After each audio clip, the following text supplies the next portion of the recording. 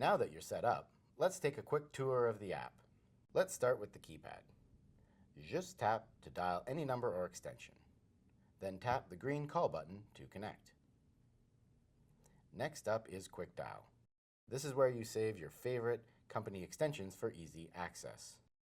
To add someone, head to Contacts, Company Contacts, select their name, and tap Add to Quick Dial.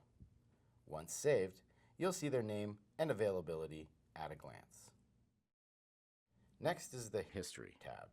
Here you'll find your full call log, missed, received, and placed calls, all neatly organized with a search bar at the top to help you find exactly what you need. And finally, the Contacts tab. At the top, you'll see two sections, your phone's address book and your company contacts from the YOVU directory.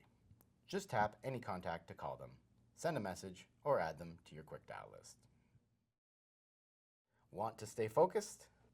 To turn on Do Not Disturb, tap your name in the top left. Toggle Do Not Disturb on and tap Close.